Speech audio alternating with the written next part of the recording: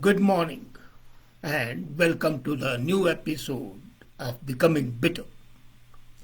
The buzzword that we hear nowadays and in the sound bites are increasing is about resilience.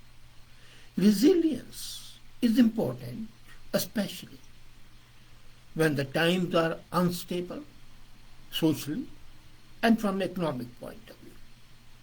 Resilience essentially implies shifting mental gears. But how to do so? When you face challenges as stressful setbacks, there is an opportunity to shift your perspective and grow. But most of the people can't do it.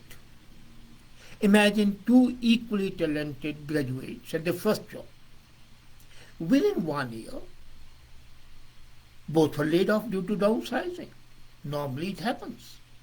One becomes caught up in thinking, dejected, morose, that he has failed. And he thinks, I was never good enough. My boss hated me. Now the other one decides, I wanted this job badly. I better fix my resume and learn how to deal with a difficult boss better.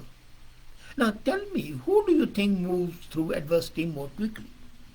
The second one, because he has resilience. The human perspective towards whatever we encounter in life fundamentally changes how we experience it. Now, stressful setbacks have to be redefined if you really want to build resilience. Stress can be identified as a perception that something is more than you can handle. I do not consider stress purely from the point of view of mental harassment. That is a perception. When you frame challenges as surmountable, you are more easily able to surmount them. If not easily surmount them, at least you begin to work your way forward. When you frame them as opportunities of failure, you are very likely to fail.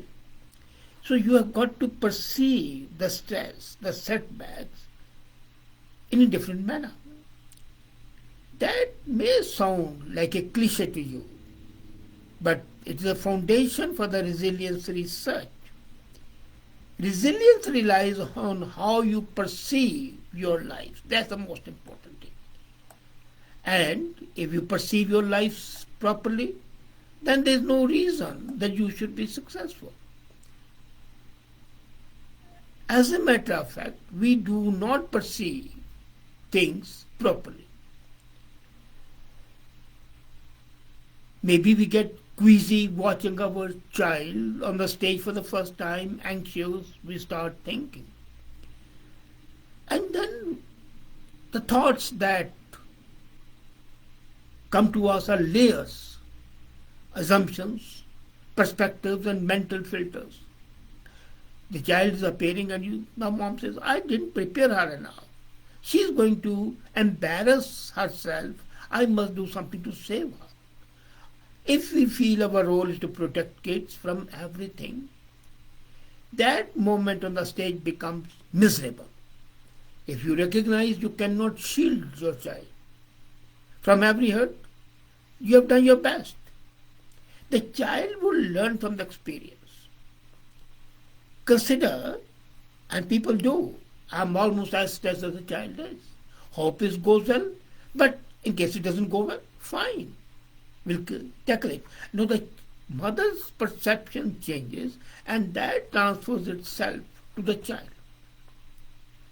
Now, let me make it clear. Perception is not something solid, fixed, unalterable. It's malleable. It's a focus of the military's resilience training for the soldiers. I was watching in Pentagon the resilience games, and participants explore mental traps. Mental traps are habitual distortions that undermine emotional well-being. These icebergs can be as simple as asking for help is an admission of for failure. They might include catastrophing the worst possible outcome in every situation. One might be overly active inner critic, and so on.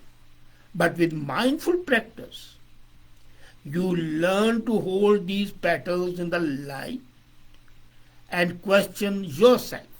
That's the most important thing. You have to question yourself. What is valid enough?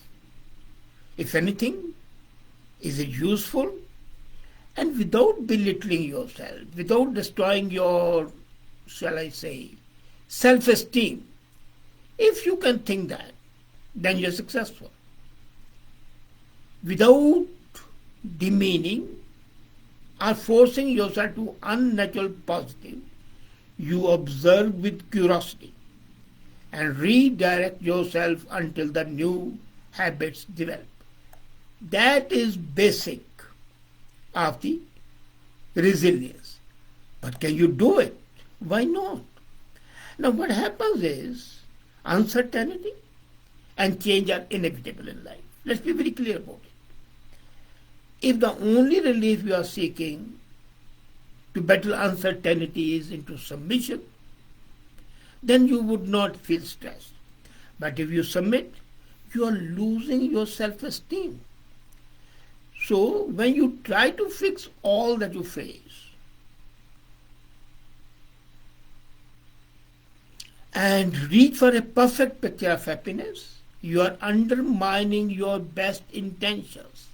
You see, this quest for permanent happiness, eternal happiness, is not very honest way of living, because that means one thing, that you are not willing to learn. And if you are not willing to learn, you cannot have resilience. Once I was talking to you how some animals are able to regenerate their lost limbs. That is because of the resilience. They do not fall into a stupor that they have lost a limb. They say, okay, we have lost it, it will grow. Do not forget there is a time for action all the time. What action? That is important. Quite often there is a benefit from taking a pause and letting things be. Let the flow become normal. You do not start building a new house during an earthquake. You want the vibrations to stop. Now, I'm going to tell you about 10 ways to build resilience in your daily life, and that will become a habit to build up the resilience. And this is based on my perception of my own experience and what I saw in Pentagon. First, pay attention to how you experience challenges. You very often add to unpleasant moments in the ways that make them even difficult, more difficult.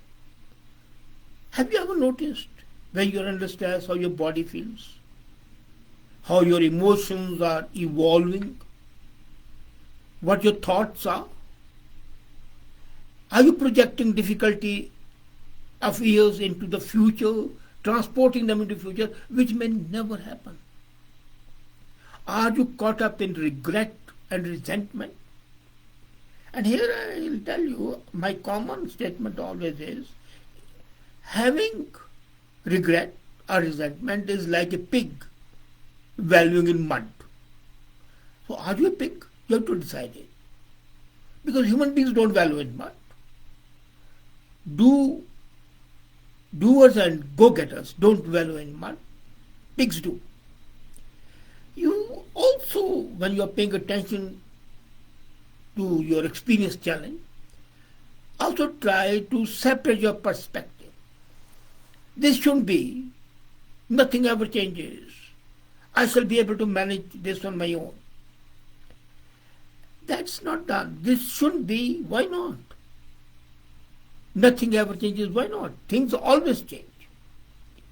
So children learn from what you do than what you say. If the parents are stressful, the child would be stressful. So this becomes genetic. and is inherited. So watch how you approach adversity. It's not only going to affect you, it's going to affect your children as well. The second, pay attention to your attitude towards setbacks. Many attitudes towards adversity seem like factual statements. The parent saying, my child will never do it. About you, you got a job, I'm not the person who ever. So these are habitual thoughts. Ask of you, is it really true what you're thinking? Notice that these habitual thoughts are mostly assumptions, have no validity, no strong ground. And they are also sometimes predictions, as if you know what's going to happen. Well, things would never change. I'm destined to fail. What stupidity. So change your attitude towards setbacks. And when you do it, you are opening yourself to the new possibilities. Then third, catch yourself with a stop practice. When you are feeling off balance because of the challenging situation, pause. Stop. Stop whatever you are doing. Take a few breaths, slow. Observe what's going on around you and in your mind. Then pick up how to proceed. I mean, for example, when I say stop, you're thinking, I mean, doing something, your child has, let's say, committed the theft, or playing truant to the school. So you get angry. At that time, why not look out of the window and see the traffic flow, which has no connection with that. And you would find that your thoughts would change. That's what I'm saying. Catch yourself with a stop practice. The fourth one. Insert mindfulness, the movements of mindfulness, not the complete one, into your day-to-day life to build resilience. As a matter of fact, when you insert, as I said, look out the window, watch the traffic, look at the clouds, look at the way sun is setting or sun is rising. So anything not connected with that would be a mindful moment. Fifth, make connections and accept help. Now, people are very hesitant about accepting help. They think that if they ask for help, they are showing their weakness. No, it's not that way. Relationship with the close family members and friends is a ballast, is a balancing factor. Nothing wrong with that.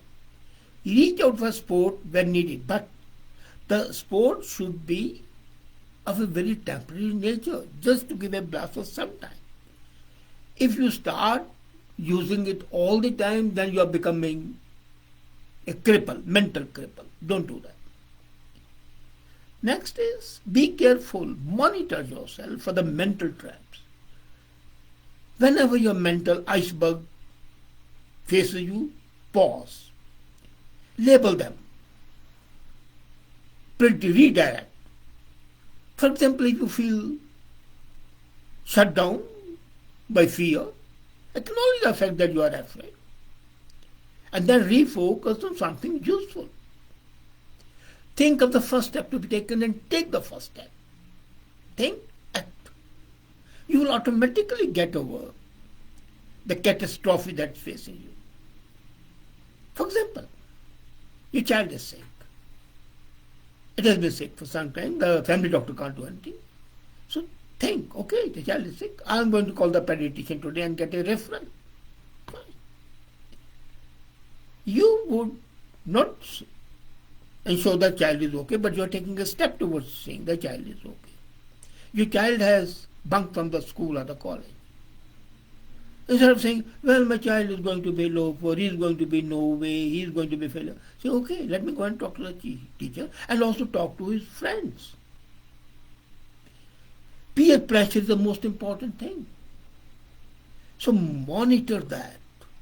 Then nurture a positive view of yourself. I'm no good. I'm a failure. That is stupid. Worst comes to worst, what happens? You will not be successful. Okay, do something else. Catch your inner critic in action. Set it aside. Focus on your own strengths instead. If you have failed in once, fine. Start something else. Don't forget that human beings are the most versatile beings. You might be a failure in one, you might be more successful in another.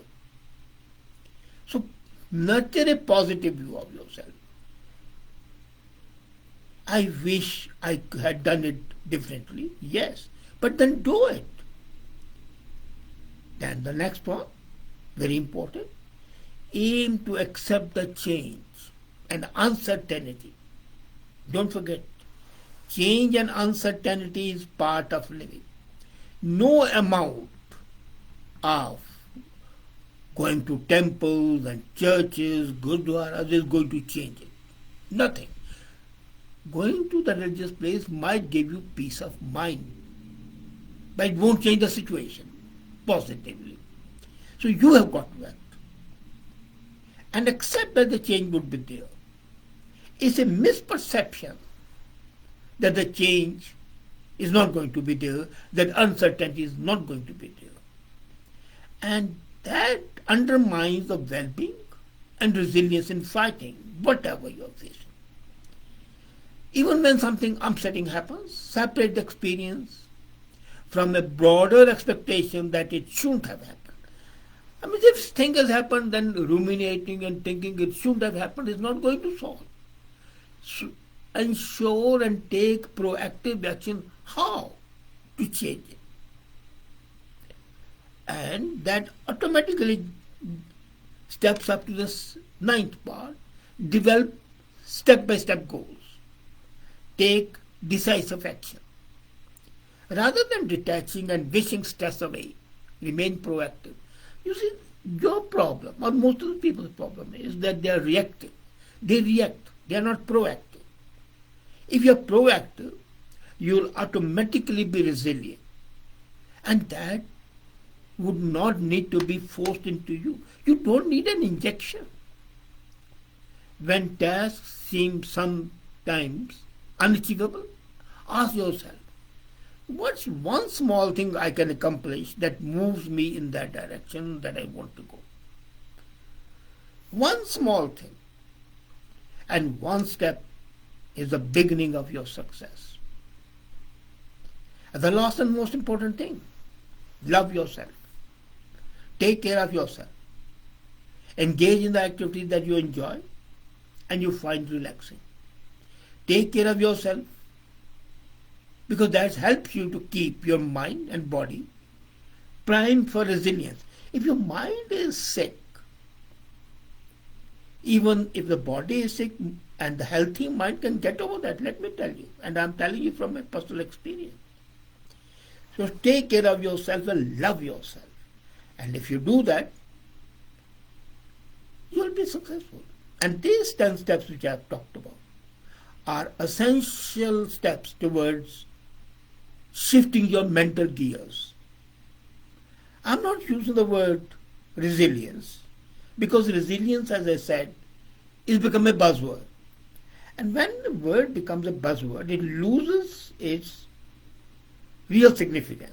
So why not say it's just shifting your mental gears? You are driving a car and you shift your gears. And there used to be, manual gears, now they're automatic gears.